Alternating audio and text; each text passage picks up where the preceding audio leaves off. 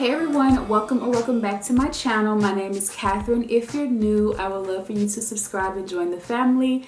And if you are returning, thanks so much for watching another video. Today's video is a chit chat, get ready with me, but this is a cat chat, ask cat, what would Kathryn do type of video.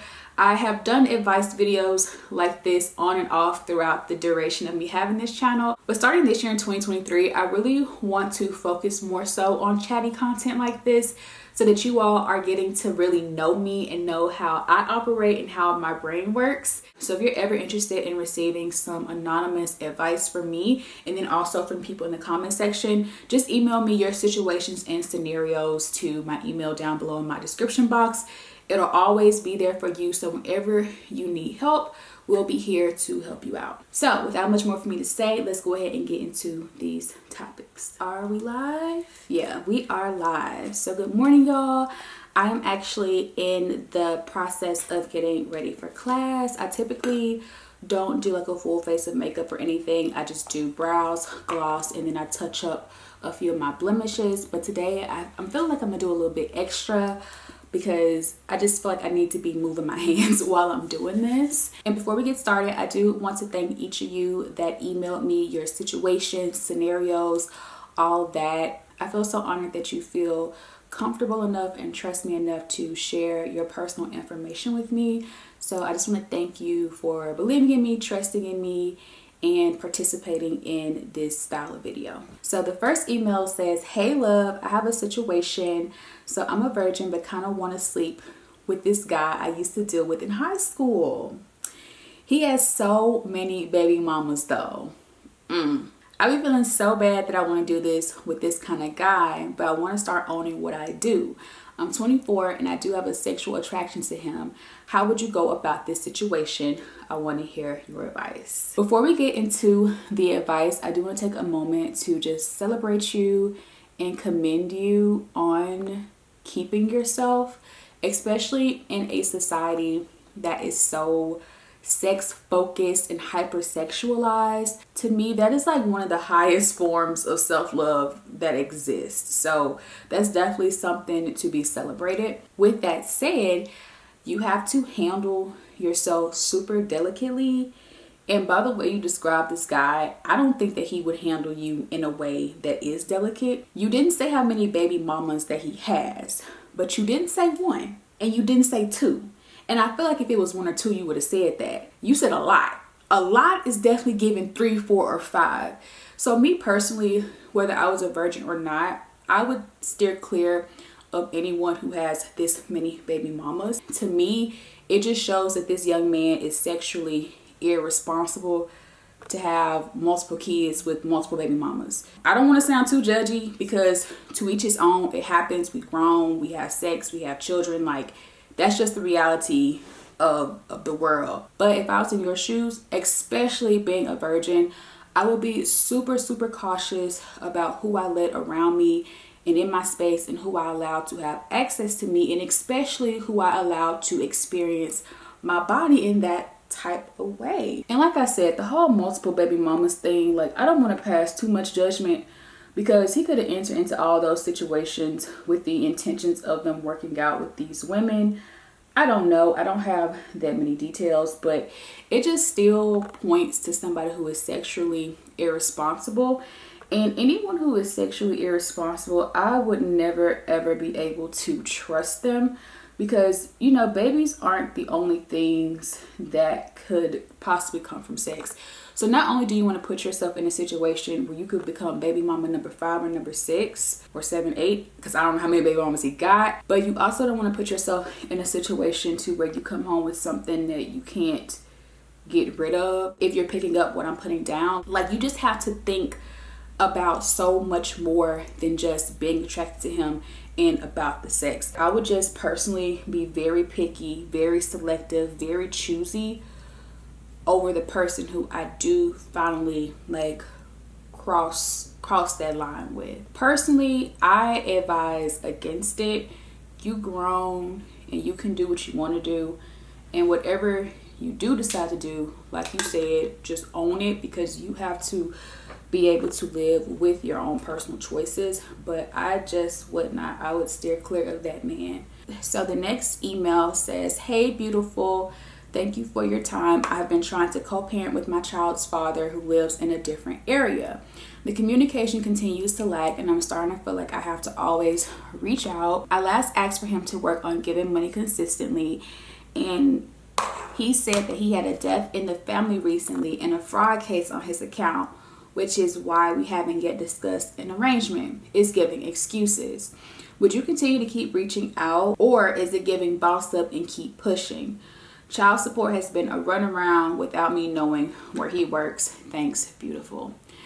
So this one, I really don't like speaking on like scenarios like this in general, because I haven't like lived and experienced this before, and so I really want to be careful with how I answer this and how I handle this situation. But yeah, it's definitely giving excuses. One thing about, I was going to say about a man, but this can go for a man or a woman. People are going to make time for whatever it is they want to do. So if your baby daddy wanted to send money to your child, he would make it happen no matter what's going on in his life. Now, sometimes people do get caught in binds and in jams, and I do realize that he just lost his grandmother, so I do have to be somewhat sensitive to that, just to give him the benefit of the doubt. However, it's really giving excuses. It's kind of like, who was that rapper on social media that like blamed his cheating on losing his grandmother? Like, okay, you can be sad about your grandma, but at the same time, like, she's not here anymore. You have a whole child that is. So you need to redirect some of this energy in a positive way and put it on your child. Like, I get you want to be sad, but life goes on. And I definitely wouldn't like take it easy or just like give up. I would continue to advocate for my child to get what my child needs. I'm pretty sure now that you are holding it down on your own. You are an amazing woman for that. But a little extra help ain't ever gonna hurt. And if anything extra that he could possibly contribute is going to go towards the well-being and the good of your child, I definitely would continue to push. If it gets to the point of being like too toxic or too mentally like taxing and draining for you, maybe lighten up just for your own sake, but I would never just stop like cold turkey, because in a way I feel like that's probably what he wants and expects you to do. He's just giving you excuses after excuses after excuses until he tires you out enough to where you just completely leave him alone. Like a lot of men will do that. They will play these games so that they ultimately get what they want, which is to not contribute. So you just have to kind of assess the situation accordingly. And like I said, I personally would never stop reaching out, even if you just have to decrease the amount of reaching out that you do. But you just have to keep your child like at the front of it and say, I'm doing this for my child. The next email says, hey mommy cat, I just want to start off by saying I love you so much. I love you too, and I've been watching you since I was 18. I'm 25 now, but I need relationship advice. Can't talk to my family members or friends because they'll treat my boyfriend differently. Trust me, I get it. We've been dating 5 years in February. When we first got together, everything was peaches and cream. We got an apartment together 6 months later. Okay. A year into our relationship, he lost his job. No biggie. I can hold it down until you find another. Well, he never found another.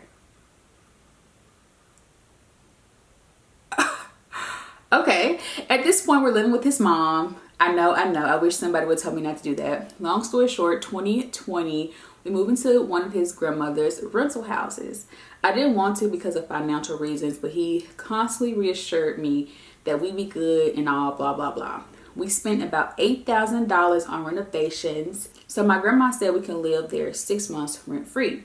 Whole time I'm trying to stack and save for when it's time to start paying. 2021 hit and I'm starting to look at him differently, feeling resentment. I absolutely don't want to feel like that, but I can't help it because I literally do everything. Cook, clean, pay all the bills. Girl, did you watch my last chit chat? And I do mean all. So I talked to him about it and told him I don't think he's trying hard enough, and that sent him through the roof. So now I don't even mention anything to him about it, and it's been well over a year. I'm literally at my breaking point. How should I go about this? Like, I want to leave, but I don't. But we talk so much about our goals and everything, but he's just not applying himself. I know this was very long, but I had an opportunity and took it. I have no therapist, and again, don't want to bring friends and family into this. Even if you don't use this, thanks for listening. I love you, Kat. I love you too. So there is a lot. Oh my God, there is so much I want to touch on in this. First of all, hello. Did you watch my most recent Chit Chat Get Ready With Me? I'm sure you did, because a few of the topics I discussed, it seems that you are actually dealing with. So the one where I don't believe in going 50-50 financially, because women have to cook, clean, do everything. And it sounds to me that you are not only cooking, cleaning, and doing everything, but you're also 100% financially responsible for the two of y'all. That sounds hellish to me. And then you also mentioned him like losing his job after y'all moved in together, which is another theme that I talked about in my most recent chit chat. So if you didn't see it, or if anyone watching this didn't see it, definitely go check it out. I get it. I totally get it. But that's been how many years ago? You didn't say exactly when that happened, but apparently it was before 2020, because that's when y'all moved into your grandma's rental house.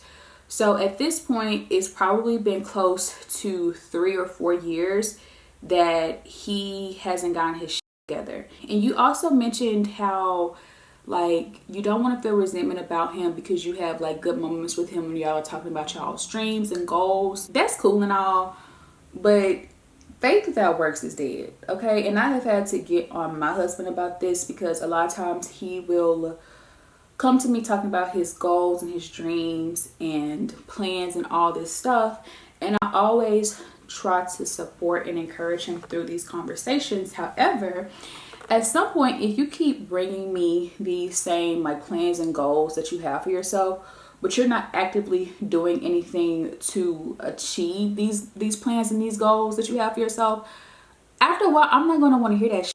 Like, I'm gonna get tired, because it's like, okay, you want the results without putting in the work. Like, you can't just sit around and wait for like life to happen to you, and for like some amazing opportunity or blessing to just like fall out of the sky and into your lap. Like, life doesn't work like that. It just seems that although he has aspirations, he's lacking motivation, and that just kind of scares me. I don't ever want to be the person to tell someone to like break up with their significant other, because there's so much more that goes into a relationship on a daily basis, and this is just like a quick little email. But I will tell you that one thing about a man, he's gonna want to see his woman like well taken care of, and the fact that he's okay with allowing you to be essentially like his mother, you're cooking, you're cleaning, you're paying for everything, like that just shows like a lack of concern and care for you. And then it also shows that he really don't give a damn about himself, because God forbid something happened to you tomorrow, what would he do?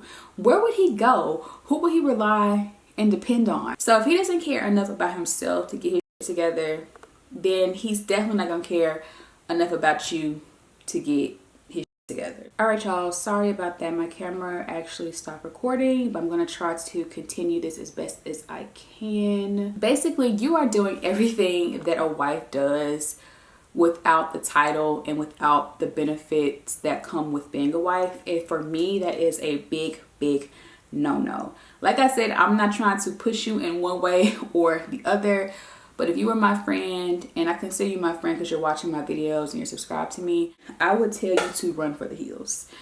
This is a man who clearly doesn't even care about himself enough to get his shit together, because if he did care, he would be putting in some effort. He would be making shit happen and getting stuff done. And also, while I'm on the topic of him not really showing any care or concern for himself or even for you, I want to reference the part of the email where you said that you tried to talk to him about him not trying hard enough, and it sent him through the roof. So now you don't mention anything to him about it at all, and that was over a year ago. So first of all, he well, sis, first of all, he manipulated and gaslighted you. Because if somebody really loved and cared for you, if you brought an issue to them that they could like personally work on to not only improve their life, but to help improve your life in the relationship that y'all are in together, I just feel like a person who's a willing participant in the relationship and who really loves and cares about you is going to listen to you and what you have to say. They're not going to immediately get defensive and just fly off the handle. So he definitely did that and gave you that reaction so that you wouldn't bring it up again. And now you're giving him exactly what he wants. You're just letting him get away with being a bum, essentially. And the fact that the conversation even sent him through the roof lets me know that he's guilty. Like, that just lets me know that he's guilty of doing these things that you say that he is doing, or I guess in this case, not doing. So what I want you to do, girl, is get you a piece of paper, a journal. You can use the notes in your phone, iPad, whatever you have. And I want you to write a list of pros and cons about being in this relationship. And then I want you to take a good, long, hard look at this list. And even if in some crazy, weird case, your pros list for him is longer than the cons, because these cons for me are just like no ma'ams, no ways, not happening, I'm not dealing with. But everyone has what they can and can't deal with in relationships, so I do get that and I do respect that. But you ultimately have to be okay with living like this. This is your life to live, but I just personally wouldn't do it. I mean, y'all definitely lost me when you said that he lost his job and then never got one again. Like, nah. This man that you with is not trying at all. You deserve so much better than that. And especially with everything that you've done and contributed, if he can't see that you deserve him to put in more effort, he's not the person that you should be with. I'm sorry. The next topic. Hi, Kathryn. I'm 20 years old and my adulthood is officially here. I'm concerned about my future as I'm apprehensive about going to college and having student loans over my head. And honestly, I don't really have the capacity for all that going to college entails at the moment, as I suffer from severe anxiety and depression, as well as other personal past experiences. I didn't really have a fulfilling childhood and I don't want to feel trapped and unhappy for the next few years. But on the other hand, I want to set my future up for success, and I do want to get a degree where I can help people with mental health issues like myself. My true passion, however, is music and singing. However, due to my crippling anxiety, I'm afraid to pursue it because I fear what people will think, say about me and my appearance. I don't want to fail and waste my time. The thing that once gave me peace has become the very thing that gives me anxiety because I have to display it to the world. What do you think I should do? Should I go to school and just play it safe? Or should I put my all into a life and career that will allow me to embrace myself unapologetically? How do I stop being afraid of being judged? Okay, so that is a lot. So I really want to steer clear of like the generic and cliche response of like, baby, you're still young, you have time to figure it out.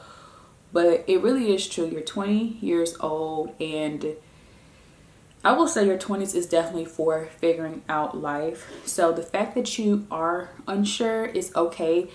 It literally took me till like 2022, like being 26, almost 27, to figure out what I really wanted to do with my life. So definitely don't be too hard on yourself about that. So as far as you asking me whether or not I think you should go to school, you have to keep in mind my response to this is always going to be somewhat biased, because I'm a person who really values higher education. Like, it took me such a long time to get my first degree, but I never gave up and I never stopped. And even now I'm back in school finishing up some classes so I can get into a program to become a doctor eventually. So I'm just someone who personally thinks that higher education is so important. And another like personal reason it was important for me to be college educated was so that I didn't have all of my eggs in one basket. So obviously for me, like, my hobby of filming videos turned into somewhat of like a job or career, but social media is still such a new and just unpredictable phenomenon that I didn't want to put all my eggs in one basket of just this being my only option, my only bread and butter. And that was another reason why I was so adamant about getting my degree and having that to essentially like fall back on if I ever needed it. It just so happened that as I was pursuing my degree, I did realize how important it was to me, how much I actually enjoyed it, and how now I do want to be a career woman at some point in my life. But once again, it took me a really long time to get to this point. To me, I think the best thing you can do is really just take some time to just sit with yourself and really think this through and think your options through.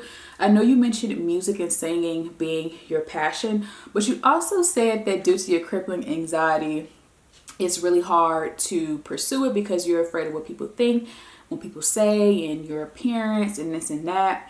And this very thing that used to give you peace now gives you really bad anxiety.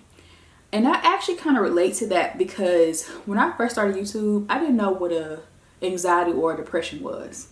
And then being on YouTube and putting myself out there to be judged and for the world to see, it really took a toll on my self-esteem, my confidence, my consistency due to people constantly coming at me. So trust me, if anybody understands that feeling, I definitely do. But you haven't even given yourself the opportunity to experience those things. You may end up pursuing music and singing and just absolutely flourishing. Like you're psyching yourself out before you even really get started.